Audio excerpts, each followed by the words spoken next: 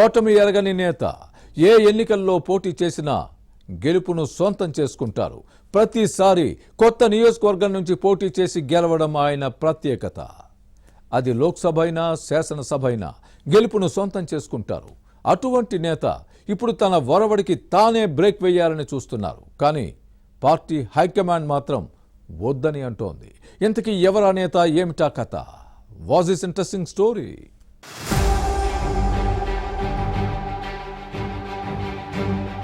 TDP నేత మాజీ మంత్రి గంటా శ్రీనివాసరావు పేరు రెండు తెలుగు రాష్ట్రాల్లో తెలియని వారుండరు. రాష్ట్ర విభజన ముందు ఆ తర్వాత కూడా మంత్రిగా బాధ్యతలు నిర్వహించిన ఈ నేత ఎన్నికల వ్యూహరచనలో మంచి దిట్ట. గంటా రాజకీయ అరంగేట్రం చేసినప్పటి నుంచి ఇటు అసెంబ్లీ అటు పార్లమెంటు ఎన్నికల్లో ఓటమి ఎరుగని నేతగా ముద్రపడ్డారు. అంతేకాదు, ఒకసారి పోటీ చేసిన స్థానంలో మరోసారి బరిలో దిగలేదు. 1999 నుంచి 2019 వరకు ఇదే పద్ధతి కొనసాగింది. కానీ వచ్చే ఎన్నికల్లో కూడా ఇదే ఒరవడి అనుసరించే అవకాశం ఉందని భావిస్తున్నారు.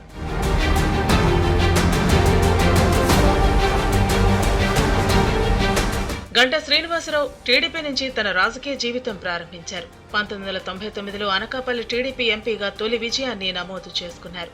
2004 చోడవరం తెలుగుదేశం ఎమ్మెల్యేగా గెలిచారు. ఆ తర్వాత 2009లో పీఆర్పీ తరపున అనకాపల్లి అసెంబ్లీ నియోజకవర్గం నుంచి ప్రాతినిధ్యం వహించారు. ప్రజారాజ్యం పార్టీని కాంగ్రెస్ లో విలీనం చేసిన తర్వాత అప్పటి ముఖ్యమంత్రి కిరణ్ కుమార్ రెడ్డి కేబినెట్ లో మంత్రిగా పనిచేశారు. 2014 ఎన్నికలకు ముందు తిరిగి తెలుగుదేశం పార్టీలో చేరి భీమిలి నుంచి శాసనసభకు ప్రాతినిధ్యం వహించి చంద్రబాబు కేబినెట్ లో మంత్రిగా పనిచేశారు. 2019 ఎన్నికల్లో విశాఖ ఉత్తర నియోజకవర్గం నుంచి గెలిచి తన విజయ పరంపరను కొనసాగించారు. ఇలా ప్రతి ఎన్నికలో ఒకసారి పోటీ చేసిన నియోజకవర్గం నుంచి మరోసారి పోటీ చేయకుండా కొత్త స్థానం నుంచి బరిలో దిగి గెలవటం బహుశా మరే నేతకు సాధ్యం కాదేమో.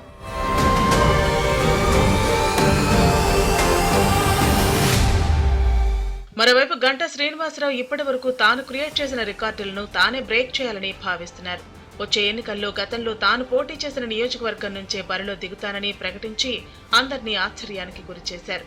అయితే 2019 ఎన్నికల్లో పోటీ చేసి గెలిచిన విశాఖ ఉత్తర అసెంబ్లీ స్థానం మాత్రం కాదని బహిరంగంగానే చెప్పేశారు.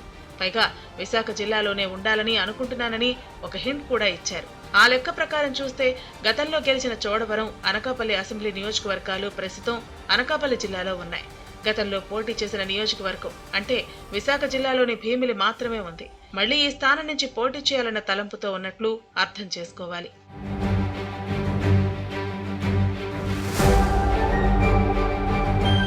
టీడీపీ హైకమాండ్ ఈక్వేషన్స్ మరోలా ఉన్నాయి. ప్రతి ఎన్నికలో కొత్త నియోజకవర్గం నుంచి పోటీ చేసి గెలిచే ఒరవడిని బ్రేక్ చేయవద్దని గంటాకు సూచించిందని టాక్ ఉంది.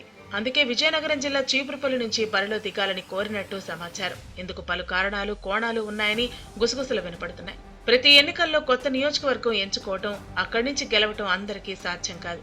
కాకలు తీరిన రాజకీయ ఉద్దండలు సైతం ఒక్కసారైనా ఓడిపోయిన సందర్భాలు ఉన్నాయని విశ్లేషకులు చెబుతున్నారు.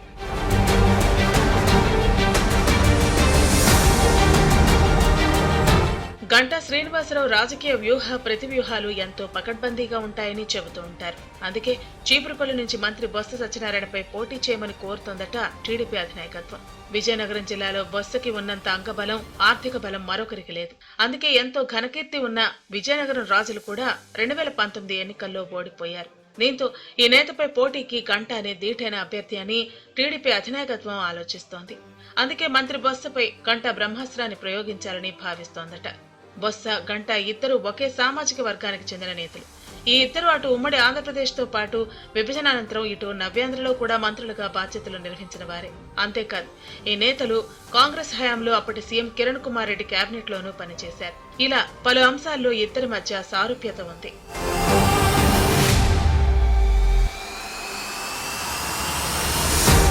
గంటా శ్రీనివాసరావుకు ఉన్న మంచి వాక్చాతుర్యం, అదనపు అర్హత అని అభిమానులు చెప్పుకుంటారు. విశాఖ జిల్లా మారి విజయనగరం జిల్లాలో పోటీ చేస్తే వైసీపీ కూడా ప్రస్తుతం మాట్లాడలేని పరిస్థితి ఉంది.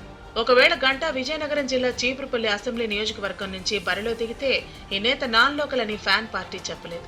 ఇతర జిల్లా నేత తమ జిల్లాకు వచ్చి ఎందుకు పోటీ చేస్తున్నారని ప్రశ్నించే ధైర్యం కూడా చేయలేదు. ఎందుకంటే బొత్స సత్యనారాయణ సతీమణి ఝాన్సీ విశాఖ లోక్సభ వైసీపీ అభ్యర్థిగా బరిలో దిగనున్నారు. దీంతో గంటా చీపురుపుల నుంచి పోటీ చేసిన వైసీపీ నేతలు నోరెత్తకుండా ఉంటారని టీడీపీ మాస్టర్ ప్లాన్ వేసిందనే టాక్ ఉంది. మరి పార్టీ అధిష్టానం ప్రతిపాదనకు కట్టుబడి ఈ నేత చీపురుపల్లిలో పోటీ చేసి బొత్సను ఢీకొంటారా లేదా తెలియాలి అంటే కొన్ని రోజులు ఆగాల్సిందే.